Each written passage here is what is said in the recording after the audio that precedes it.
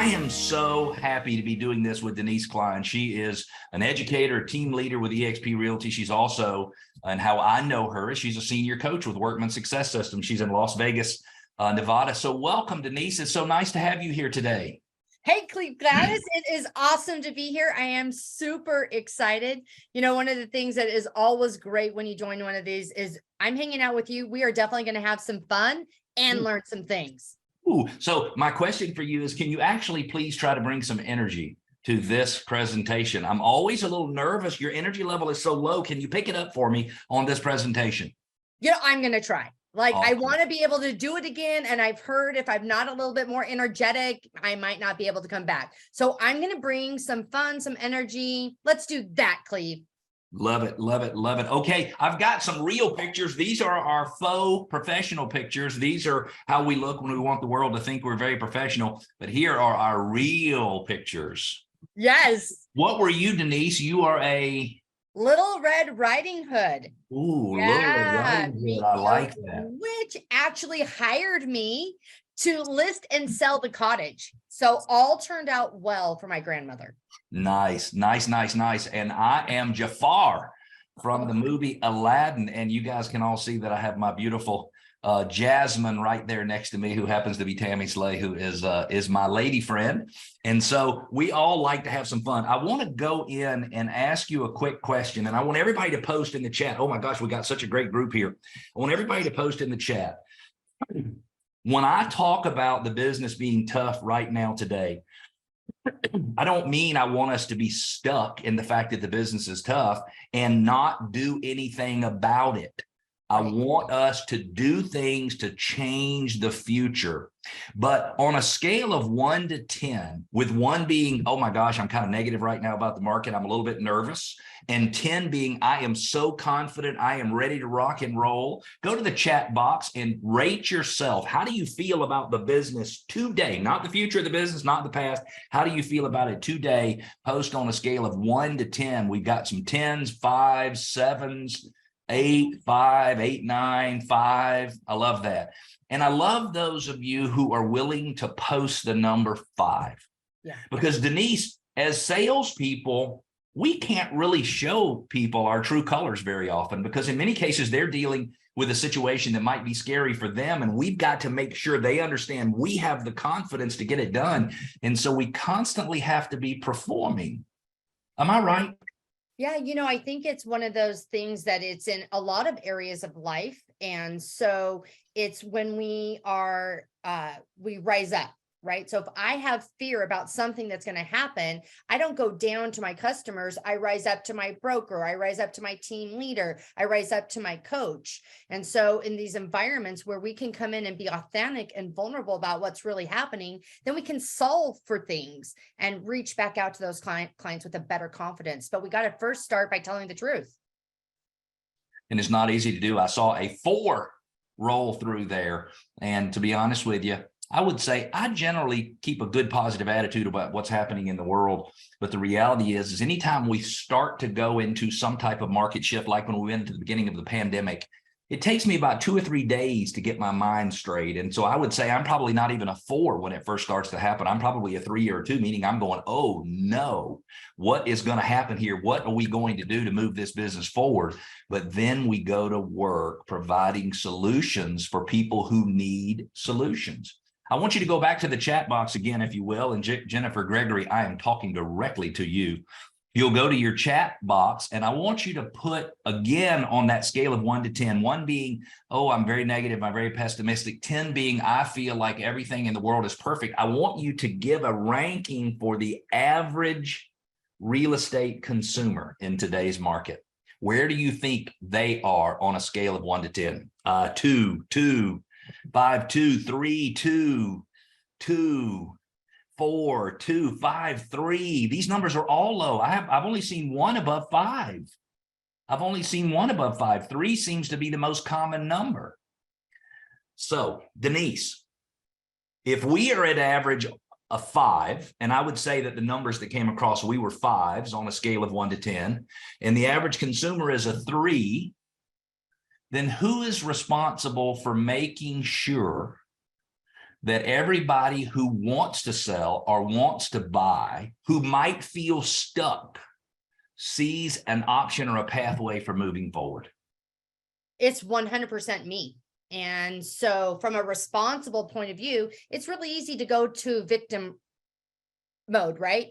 Look at what the market is doing to me. And so I have to build a business in the good times that will thrive when when the market transitions. Most of the people on this call, we know well over 75% haven't seen the transition, haven't seen the shift. So it would make sense that they would feel that 5. And the consumers, Cleve, they're listening to the media, they're listening to a third party. So it's not confusing why they feel that way. So it's critical between our franchises and between our brokers and between our team leaders that we're putting people around us that we can rise together. Yeah. And, Denise, as the number 3 was rolling by on the screen, I'm thinking the reality is many consumers might be a -3. Brett and Marie, can you unmute for just a second? Brett and Marie, look at that. He was checking his watch. I caught him right in the middle of How are you? How are you? So I got a question for you. If we on average are a 5 and the average consumer is a 3, how much help can we actually give them unless we get our minds up to a 9 or a 10? Not much. I personally feel I don't agree with a lot of these numbers. I do think that I would say I would put ours to be higher than this. Okay. But I also know that the way that we approach our clients is with heavy amounts of education. Yeah. And when you're able to be such a strong and powerful resource of the facts about your local market and be hyper focused on your market versus what the media and news outlets say, your confidence, it just bursts out of the consumer when you're able to really educate them. And I would not agree. I would not have this same experience with these low numbers. So don't worry about that, because remember, it's not about those numbers being right. It's about something different. And it's about us understanding that it is possible that that's where consumers are mentally, and meeting them where they are and then leading them somewhere else. And so you and I are saying the exact same thing. You're saying to me, Cleve, I'm going to keep a good attitude and I'm going to influence people positively and I'm going to have success during the market. And I hope everybody on this webinar does. But the one thing we've got to make sure we understand is we have to meet them where they are. So we have to acknowledge how they feel about things, even if we disagree, so that they will know that we connect with them on something. Because the reality is, Brett, if you understand how scared I am about putting my home on the market and moving because I've got to go up in interest rates, and you acknowledge that it's okay for me to feel that way, and then you show me a way to move forward anyway, now we've got something going on. Denise, I want to jump into a quick subject. You and I had a conversation, and this was on a totally separate subject. This was a couple of weeks ago, and you talked about a unique selling proposition or someone's USP.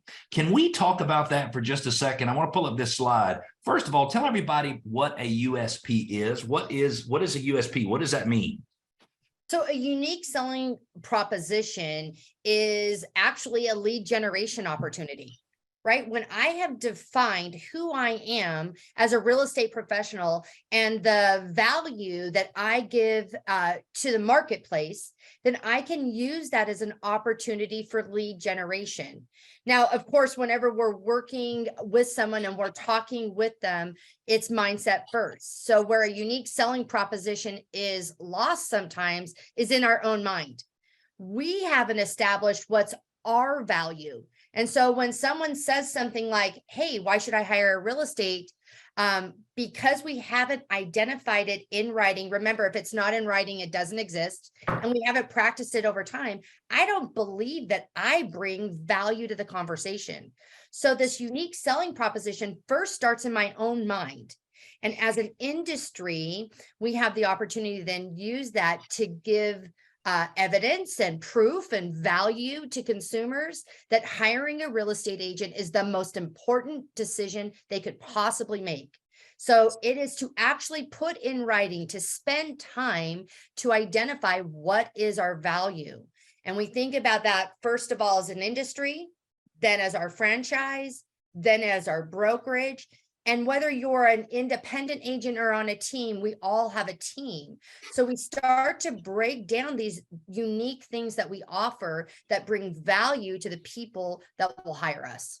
So do you think, Denise, that when I was talking to Brett a few minutes ago, do you think that he believes he has a USP? And could it be that's what he was talking about, is I'm going to bring a different flavor to the table than other people will during today's market?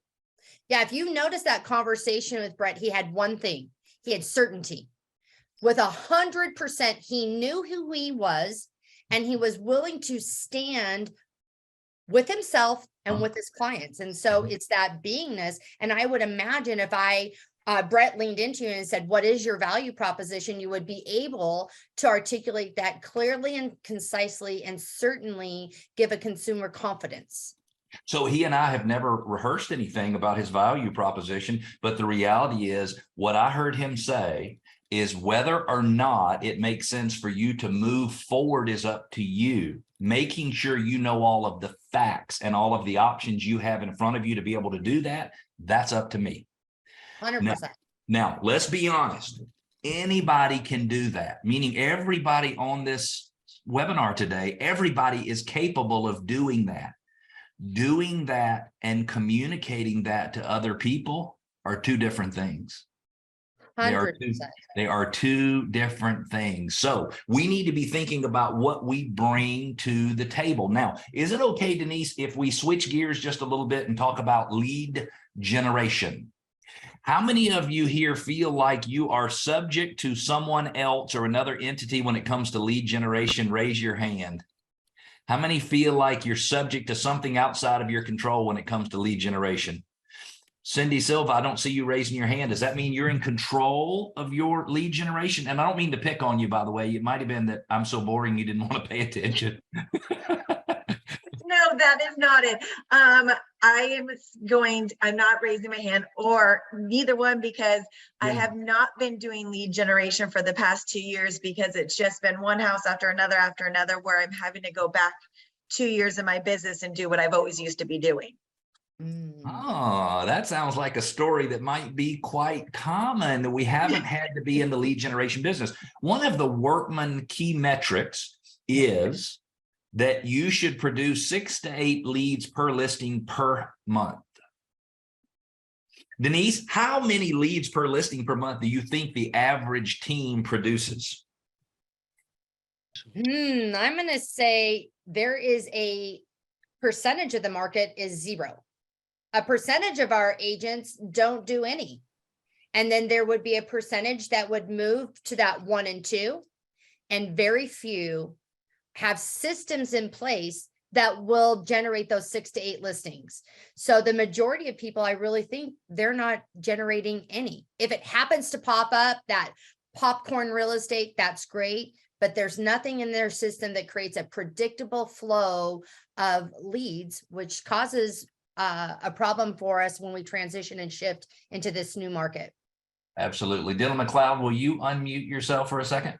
Yeah, brother. So what do you think the problem is when real estate professionals who are perfectly capable of generating their own leads, what do you think causes them not to generate leads? Scarce mindset.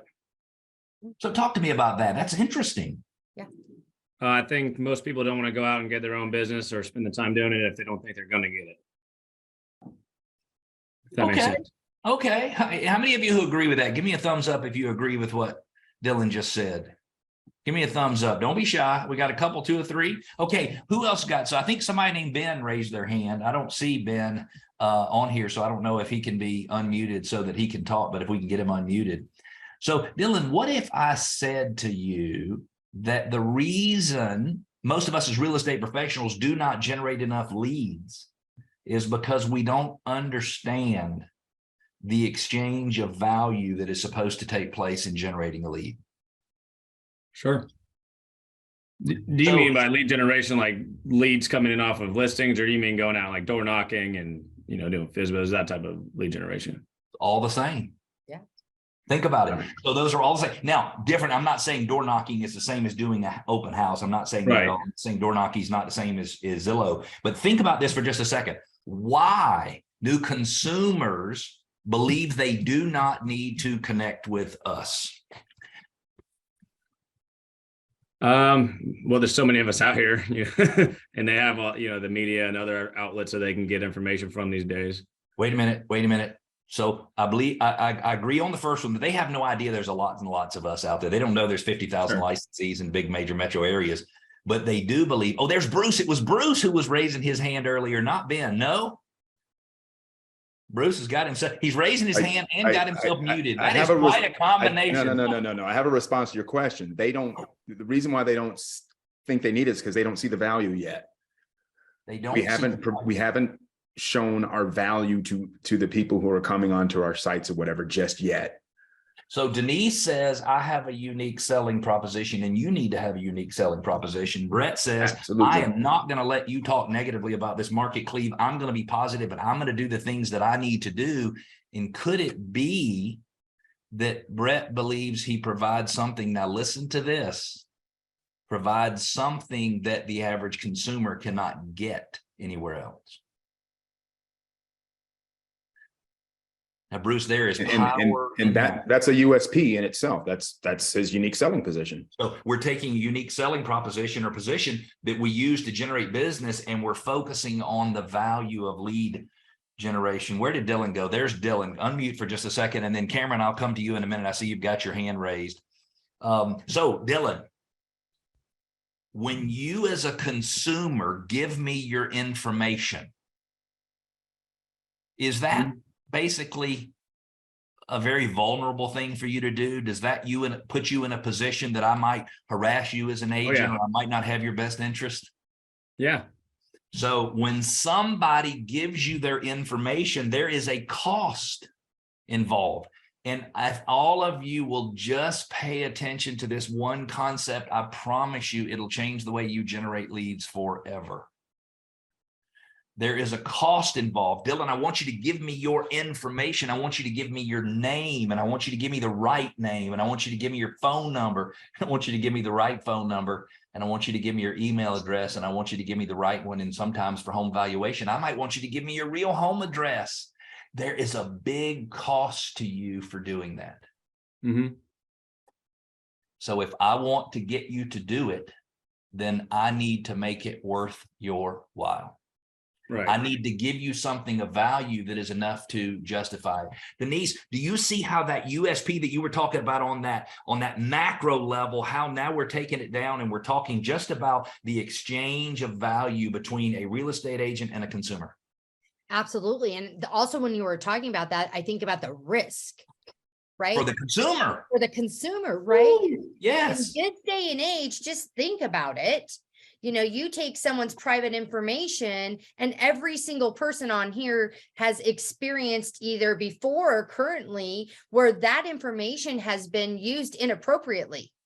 And so whatever medium we're doing that, whether this is door knocking, an open house, whether it's online, it's through a Zillow, we're asking someone that doesn't know us yet to have an immediate trust. And as a matter of fact, the National Association of Realtors tells us that the number one factor that a consumer needs is trust.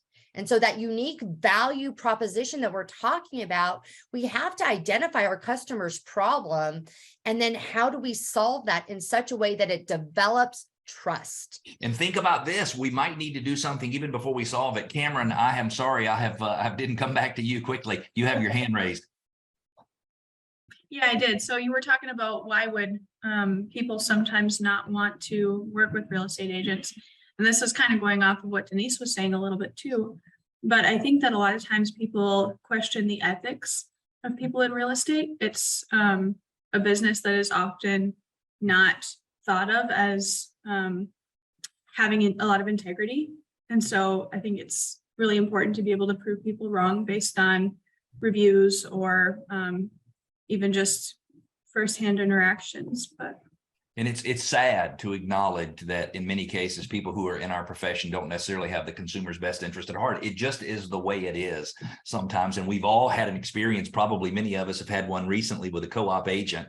And if they would just get their stupid ego out of the way, everything would be so fine to them. Nicole Bostrom, I have got to get you because I've been in business 27 years and you're not going to tell me how it works. And every time we get on the phone, I'm going to say, honey, I've been in this business for 27 years. I can tell you how whatever, blah, blah. And we've all heard that. Now, go ahead. Can I lean into something real quick on that, Cleve? Please. I had someone say this to me and that's it. It's commission breath. If you ask consumers, what do they think about us? They think we have commission breath. Everything, our motives are continually questioned about commission when the code of ethics talks about what we really are doing is putting the best interest of our clients. And so we've got to solve for that. So Cameron, I love that you said that. And when I heard that and I got that definition, I'm like, yeah, now I am more relating to what consumers are feeling about what I'm saying and how they're relating to me. I got to once again use that unique selling proposition. I love that Julie Timms commented, bless their heart. She's the one who taught us the concept of commission breath. And in many cases, it's not just commission breath. You got commission all the way to the center of your soul, meaning that is what you're looking for. As you prospect, you want a commission. Dylan, let's loop you back in for just a second. We started with you. And we said, hey, why do people not want to willingly give us our information? And you were saying, hey, it could be because we're not willing to work hard enough to go out and get it. And I totally buy that, by the way. Sometimes that's the case. But what do they need you for that they can't get somewhere else? A true education that it goes beyond just the media and, a specific local, somebody that's very local and knows how to get the actual facts of this area and what's actually happening. I get it, but I got to sign up to work with you before I can get any of that. Mm-hmm. So what is it that they can get from you on that initial contact that they can't go to Zillow and get, that they can't go to realtor.com, that they can't go to Rika's website and get that? And we say knowledge, but it has to be something that we're exchanging specifically right off the bat. And we have to be able to give them something. And I love this. I see relationship and all of the service, and I get that, but I can't have a relationship with somebody until I can get them to talk to me. And I can't say, Nicole Bostrom, hey, your life is going to be fantastic. If you and I can just get into a relationship, everything's going to be fine, because you're not going to get that. Not when we first get started. Customer service, all that stuff is so true, but I can't give them service unless I can convince them to work with me. And I can't convince them to work with me, Allison, if I can't continue to have conversations with them. So when it comes to generating leads, Dylan, you've got to offer someone something they cannot get anywhere else. So what is it that you do as a listing agent when you're marketing your property that you and only you are able to give to buyer prospects? And by the way, if you don't sell many listings, I'll ask somebody else, but what is it that you do when it comes to marketing your properties that other people don't do? We do a lot of video marketing, social media, like type of reels, beyond just, just throwing on the MLS and stuff like that. And I also do a lot of aggressive prospecting for them, like door knocking and those type of deals. Love that. Those are things you can't do for them until they list with you. Right. So I'm asking you, what do you do for your listings that we might be able to use to entice a buyer to give us our information? Haley, you've got your hand raised. I think I was thinking along the terms of what other people are saying. But I also know that one of the great values that a seasoned realtor brings is the people they know. So I can walk into a listing and know that I've got a buyer, and I can talk to a buyer, know that there's listings coming up that I know about. And I think that knowledge, something beyond what they can do, because honestly, I think most consumers have no clue what we do. They think we throw it on the MLS, which some people do, and walk away. But we bring to the table staging, aggressive marketing, virtual tours that they can get themselves, but maybe they don't know which one's proper for them, virtual staging, and just the time, energy, and effort we put in and our expertise. Yeah, absolutely. That is all so good. Denise, I was having a conversation with somebody a couple of weeks ago, and they offer an item of value on their listings. They have a sign that says for a free report on the annual cost of ownership, text this to this. Now you can go to Zillow and get the annual cost of ownership of a home. You can get the principal, interest, taxes, and insurance, but you can't get what is the lawn maintenance cost and what is the garbage cost and what is the water cost and the utilities. And it's amazing how many leads they generate because they're offering on the sign in the front yard. They're offering something that people cannot get anywhere else. Have a client in Denver, Colorado, generally 1.1 million, actually more like Boulder area, 1.1 million, 1.15 million price. They say they can't generate leads for their listings. And I say to you, yes, you can. I say to them, yes, you can. And they say, you don't understand it. We work luxury market. Denise, don't you love when somebody says that to you? And I said, well, let's do a little experimenting, Bruce. Tell me what your favorite feature is about that house. And they said, oh my gosh, it has got a fire pit in the backyard that is unbelievable. I said, great. Get a videographer to go out there, get them to shoot a video in the evening of a fire pit experience and offer that fire pit experience video via a text message rider in the front yard of the listing. So I love that. Isn't that amazing? And so Denise, when you think about it, the reason we have a hard time generating leads is because we're trying to attract the people to give us their information by using the same stuff that everybody else in the world is trying to attract them with. I think about that saying, the definition of insanity, doing the same thing over and over to get a different result. For sure, what got us to where we are right now is not going to work moving forward. I saw one recently, Cleve, that I thought was interesting. It said, this home can be bought using Bitcoin. Right? Yeah. So, right, that just think about that. Now, look at that conversation. What type of person might be interested in knowing about Bitcoin and how to buy that property? Those are people I want to be talking to. And think about that. We could use that to generate leads because we could offer a free case study report on buying a home using Bitcoin. Now, I would not be capable of doing that because I don't understand anything about it. Every time somebody says Bitcoin, I start to get a little bit nervous because that kind of stuff makes me nervous. But that's what we're talking about. We have got to, I don't have a template for the cost of ownership record, but you don't even need a template. Just get all the little costs that go into ownership of a property and put them on a piece of paper. I've seen other people, and in many cases, we do a utility record. Yeah. For Renee sure. Storms, you give utility records on your listings to people. You say, hey, if you can afford the principal, interest, taxes, insurance, you want to know if you can afford the utilities, and here's the utility record. What if you offered that in advance of somebody looking at the listing instead of sending it in your package after somebody schedules a showing? Absolutely. And what's really cool, so for people that are using social media, you can put that into your social media and share it through a direct message, engage them. You can use these tools in all kinds of conventional and unconventional ways. You said something, Cleve, that I want to lean into. If we aren't feeling nervous right now about what we don't know, we might need to be leaning in and learning more. Right? Because again, what we said, what got us here won't get us there. So when you find these things in your, I don't know how to put that together. That's why it's so critical, the team that you have around you, from your franchise, brokerage leaders, other industry people, that you can lean in. Hey, I want to do this. What do you think? You are not on an island. You do not need to do this alone. It's a partnership. And if we offer the annual cost of ownership, we could just call the sellers and say, hey, do me a favor, type out a Word document, put annual cost of ownership in the address of your property, and just put all the costs, the monthly cost for owning your home. And that could be a powerful way to generate leads. Anybody right now thinking about a creative way to generate leads in today's market using your listings and giving people information they can't get other places? We see Jeremy Zucker says you can do a QR code to a lead page and they can put in information. Yeah, you can do a QR code where they go to a landing page, they're putting their information, and then you send them the annual cost of ownership. Who's got some good ideas? Nicole Bostrom, you always have good ideas. Yeah, I mean, there's so many different things that you can do. You just have to think them through and think about, if you were the buyer, what would entice you to do something? And when you flip that hat on, and you think, I mean, realtors are the hardest people to get a hold of, and that's the reality of the situation.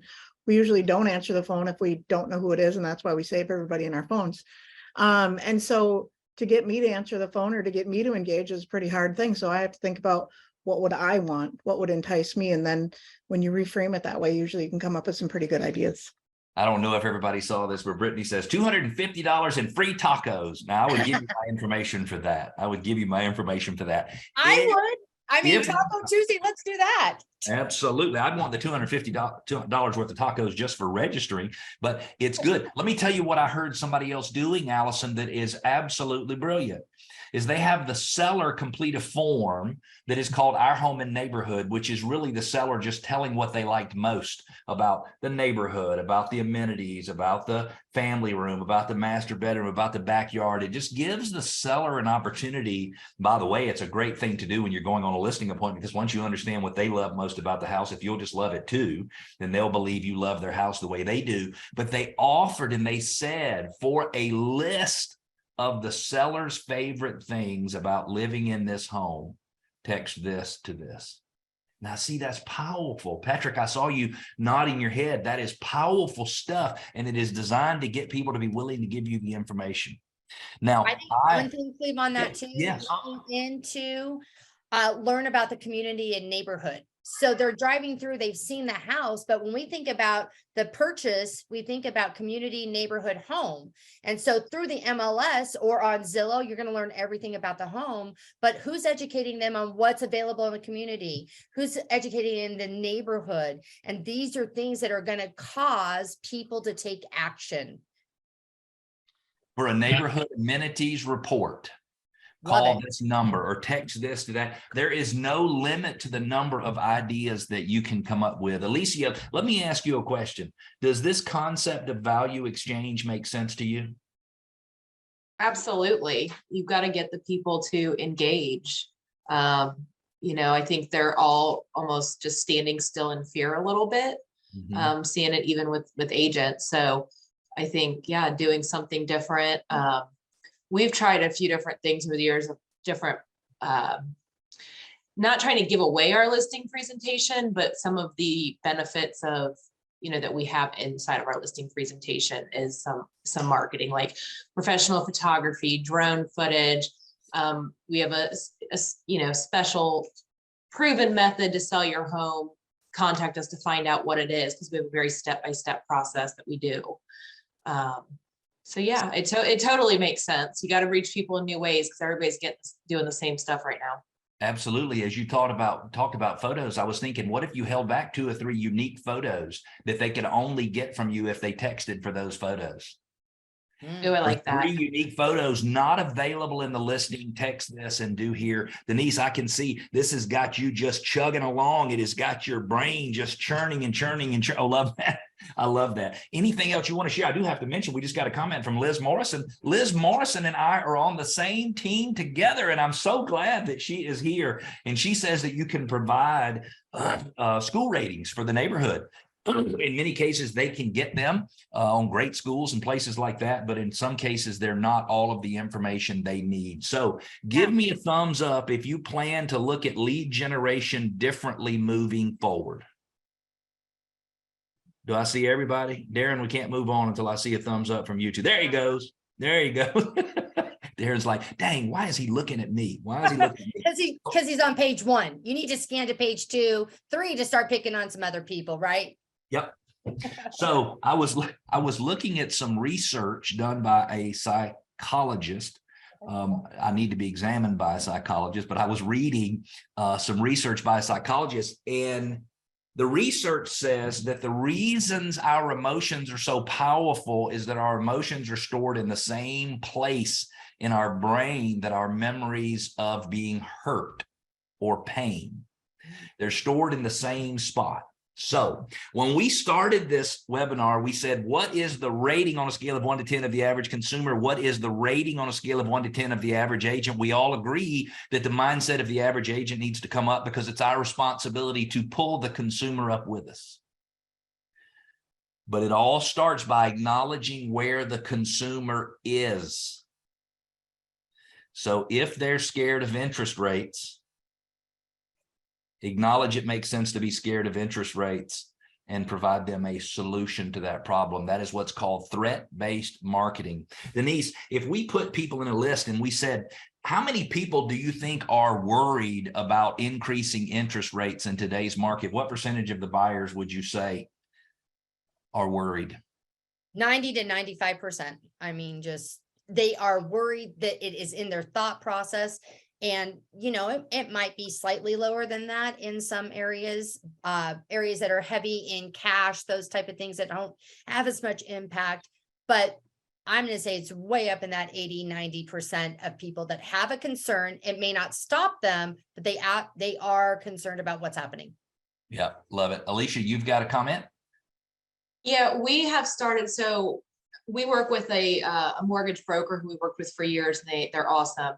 And we've kind of started leaning into them to help educate buyers who are scared, because they're very good at crunching the numbers. And they also track, I don't know how they track it, but they do. And they'll track when rates drop, or they go when it might be a good time for them to refinance. And they reach out and say, hey, look, we closed you at this rate. This might make sense, and run the numbers. And a lot of buyers have really liked that, because they don't feel like they have to sit there and just micromanage what rates are doing. They've got a mortgage professional looking out for them, and then he circumvents them back to us. I love that. And you say, we've got somebody that's going to take care of your interest in that regard. So let's keep our lines of communication open, because that's all you want, is for them not to shut down the lines of communication. How many of you, raise your hand if you've heard about the Workman Success Systems programs called the Shift that have been being released over the last month?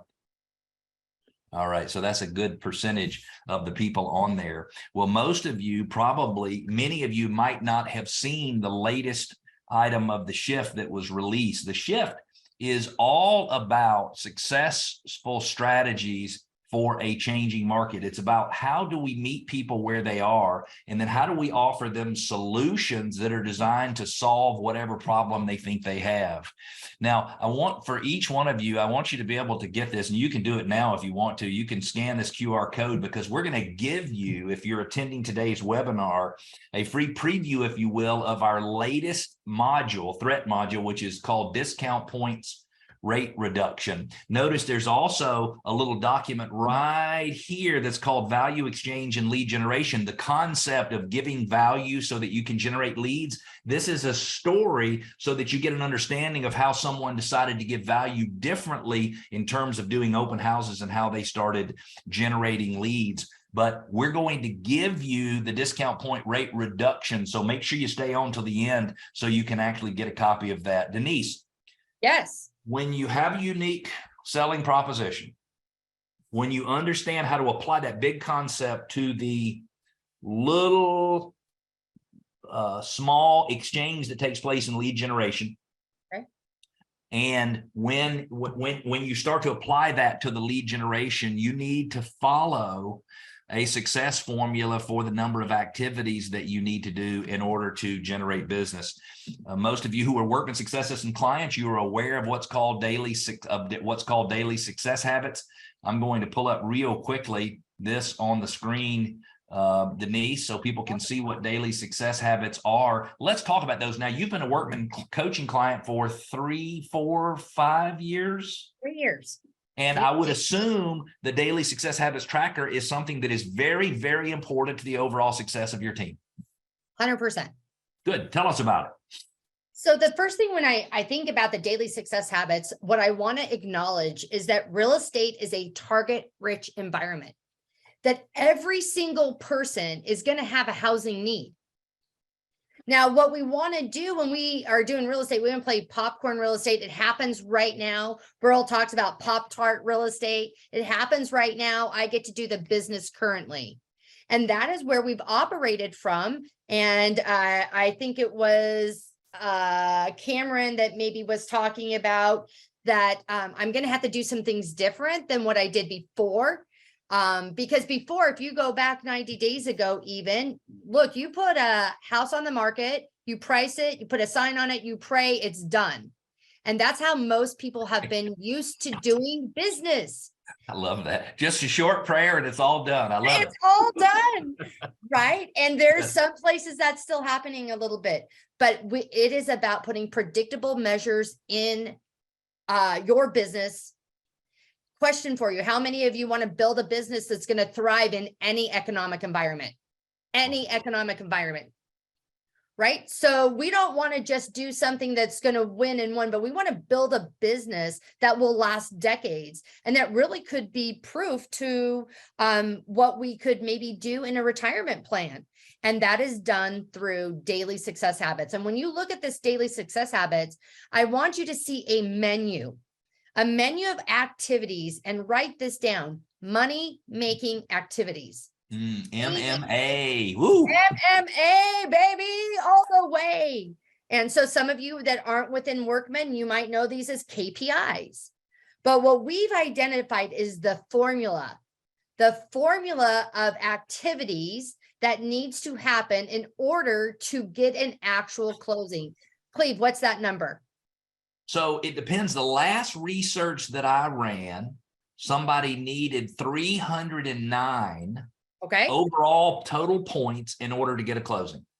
Okay, so 309 is the number we're going to use right now. That number shifts. What I want you each to know is to know your numbers. Yep. How many of you would like to work less and make more money?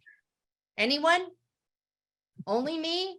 Me. Alicia, come on. I know you want to work less, make more money. The key is right here in these daily success habits.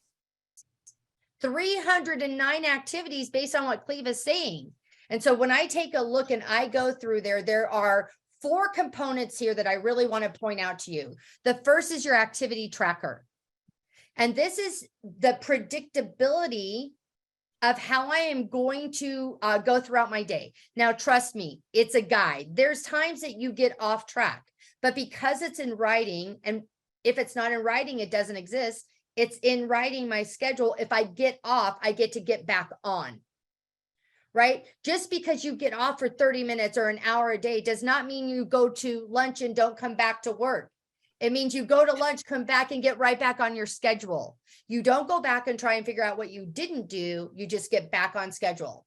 And then it is to document what actually happened. And that's where the 61 points come in. Excuse me. We recommend that you print this out. We recommend that you use your app, but we recommend that this is something that we move through the day. Do not wait till the end of the day. So in my time blocking, if it's 9 to 12 that I'm doing, and I like to call it lead conversion. I get people talk about prospecting, but I don't know about you. I want these calls to actually mean something. Yes. Right? So like let's start talking about lead conversion. In that 3 hours, these were the money-making activities that led to me actually having a significant conversation about real estate that led to a appointment. Mm-hmm. And if you just thought about this, that I stop my day when I generate 1 lead, that's the end of the day for me. Or I stop my day when I do 2. And we believe if you had 25 leads every single month, Cleve, what's going to happen to your business? It's going to explode. The reality is 25 leads coming in every month will give you 1 closing. From that lead flow, you'll probably get another closing from your top 50, your sphere of influence, past clients, things like that. That's a 24 a year closing business. So Denise, we have to have a conversation about that. It sounds like you're saying, and I'm sure there's some people going, okay, wait a minute. We're talking about value exchange. Now we're talking about daily success habits. How in the world did we make this transition from, hey, you got to provide value in order to generate leads, to daily success habits? Meaning if you don't do the right prospecting activities, you're not going to get the income you want to get. That's just the way it works. And Cameron, I'm gonna have to be honest with you. Every time I have to start tracking my daily success habits, makes me very sad. Makes me very sad because I don't do a lot of the things I need to do. Now, I'm fortunate I've been in real estate forever, but the reality is, Cameron, if I got serious about getting 61 points on a daily basis or whenever I could, my business would probably explode. Oh, it wouldn't probably explode. It would explode. Well, I'm trying not to be too egotistical about it, but think about this. If you want to be encouraged to make more phone calls, Rika, you have to have something that is unique to offer the people you're calling. Yeah. So once you have something, Dylan, that makes you motivated to call these people because you want to give them something specific. And if you don't mind, Alicia, unmute, I'm going to bring you back in here for just a second. Because as you mentioned, you said to me, Cleve, we've got a lender who's on top of this stuff. They'll give the consumers all the different options, all the different this, all the different that. How do we turn that into a reason to call people in the first place? Get your lender to produce a one-page document that gives 4 ways to reduce your interest rate by 2 points. And when you call somebody and they are working through that, I was just something I thought about as you were talking about it, because you're so on top of it and you're doing everything you need to do in order to help the consumer, but it doesn't mean we're having the right conversations to get them to keep talking to you. And that's what I'm worried about, is how do we get them to keep talking to you on a regular basis? And so come up with that free offering. Can you imagine saying, hey, Alicia, Cleve Gaddis calling from the Parker Group. Just wanted to let you know, a lot of people are looking to move forward buying a house, but some people are scared, due to the interest rates. And so we prepared a free report from our lender that gives you 4 different ways to save up to 2% on your interest rate. I'm just making that up, by the way, but can you Well, it's imagine offering having- different products too. I think that's part of what they've started doing, is expanding their product line and lenders. Yes. And people have more options, where the average, I have a mortgage background, so what I know there too is the average consumer has no idea outside of a 30-year fixed. And there's different products that maybe aren't right for everybody, but might be right to get, a handful more buyers in a house. Right. Remember, Alicia, don't focus on what you're going to actually do to help the consumer. Focus on what you're going to do to keep the conversations going. I love where you're going. And I believe somebody that is signing up, working for you, they're going to be in very, very good hands. And I appreciate that. But it's really all about keeping the conversations going. So Denise, Yeah. if you want to activate the number of DSH points that you get, you need to have a reason to call. Absolutely. And the reason for calling must be altruistic. It must be that we will serve regardless of the opportunity. So Alicia, I'm going to give you this free report and tell you what you need to do. Even if you decide you don't want to work with us, I'm going to still give it to you for free.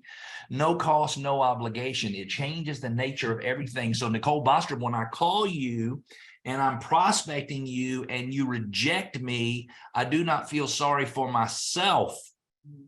I feel sorry for you. Absolutely.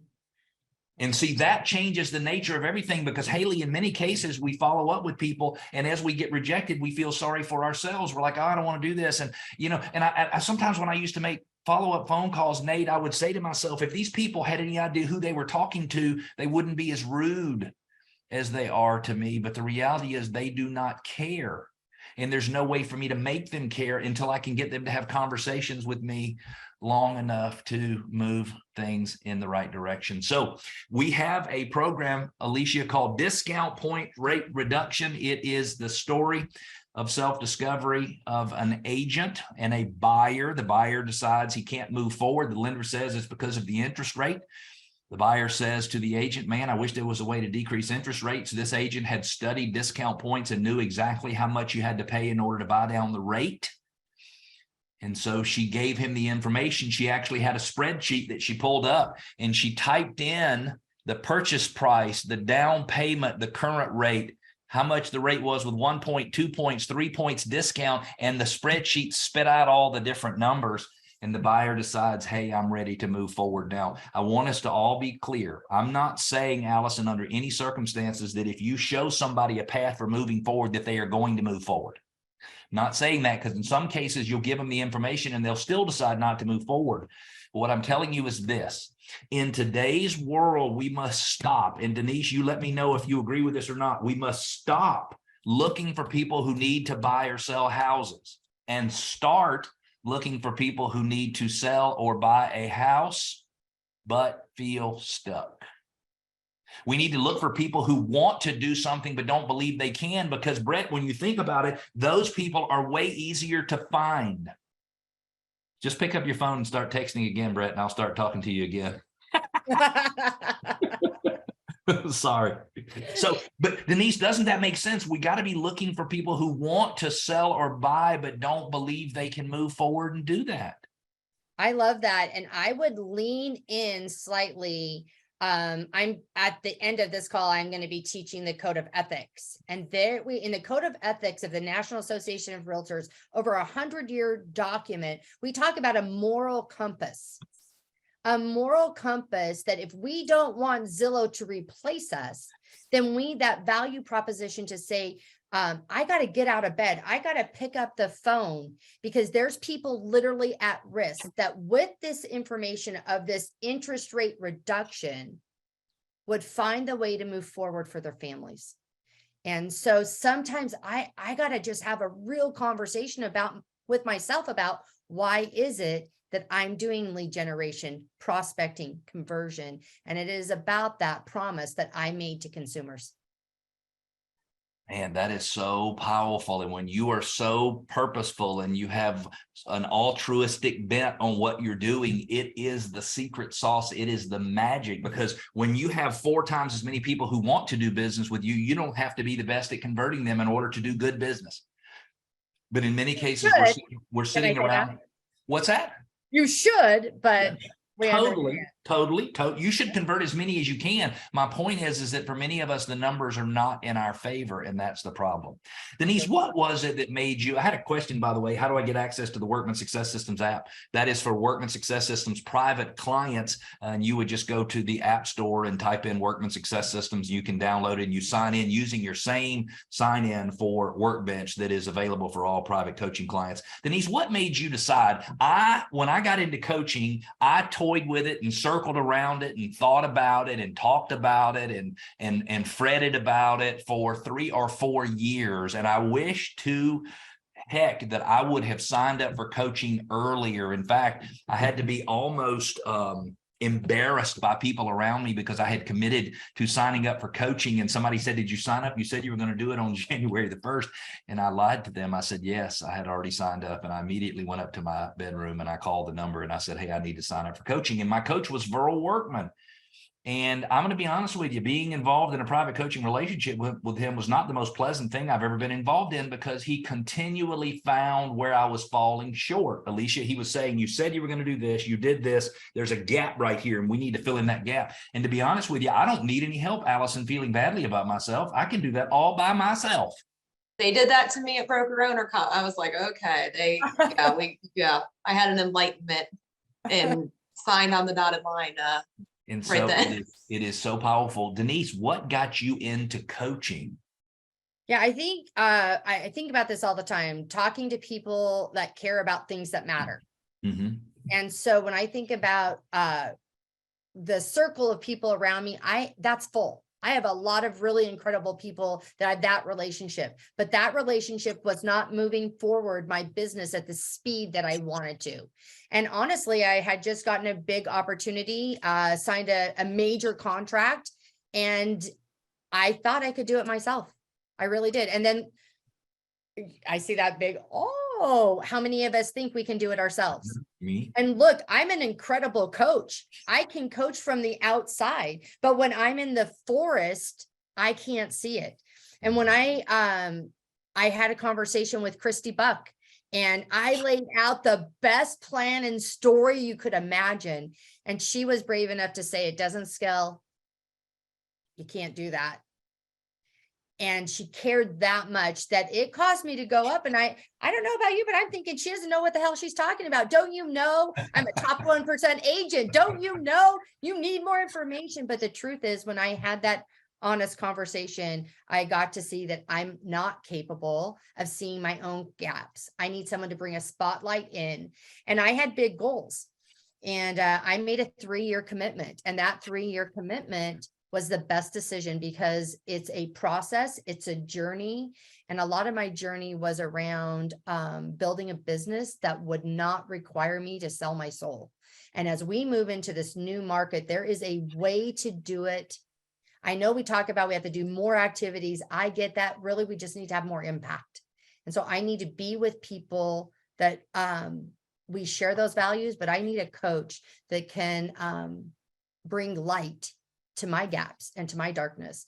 And so that's why I finally made that decision. It wasn't about where I was, but where I wanted to be in that journey.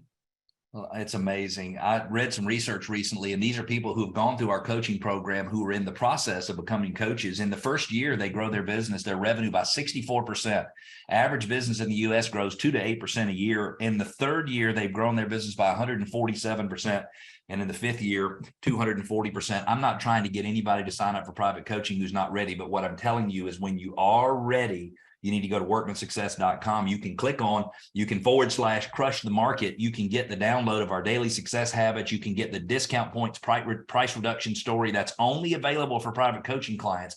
The value exchange and lead generation only available for private coaching clients. And you'll get the actual spreadsheet that goes with the discount point rate reduction system. And you can get it all for free, absolutely no obligation whatsoever. Denise, as we close out, I want you to talk about the importance of being a leader in today's world and not a follower. And unfortunately, we've only got about 1 minute left. So knock it out of the park.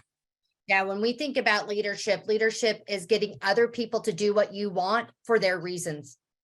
And so as we begin to get into this marketplace and we begin to lean in and use these concepts, not as lead generation, but opportunity to serve before, right? And so as we start to think about this, I want you to think about understanding and giving people the right to be exactly where they are. That's leadership. And knowing these great questions that I can become curious and ask and dig in and lean in so I can understand why they want this, why now. And I can stand with them, lock arms, and use predictable systems of education to get them just to take one step. It's just progress. Whether it's coaching or whether it is working with a buyer or seller, it's about them taking the risk that will be required for them to become the people that get to have the dreams that they deserve. That is so powerful. If you want to download all the free resources from today, go to workmansuccess.com / crush the market. I will put this back up here 1 second. So if you need to get that QR code, you can use it. Go download the free resources, figure out how to put it to use in your business. I hope that every single person who attended today, Denise, comes away with at least one thing they can put to use in their business today. There are basically 3 types of people. There are people who attend a webinar and assume they know everything and they go back to life and start doing things the way they did before they came to the webinar. There are people who come to the webinar and say, hey, I already know that. I haven't heard anything new. But the reality is they're not necessarily living that way. If you're in that group, I say, hey, change what you're doing on a daily basis because it will be helpful to you. And then there's that third group. That's that third group who accepts what they've heard as if it is the truth and puts it in practice in their business. And it's that third group that tends to get the most growth and the most benefit from something like this. We kept you on 1 minute too long. Thank you so much for being here. We hope you got something out of it, and happy Thanksgiving to everybody. Hey, go take massive action. Happy Thanksgiving. Peace out.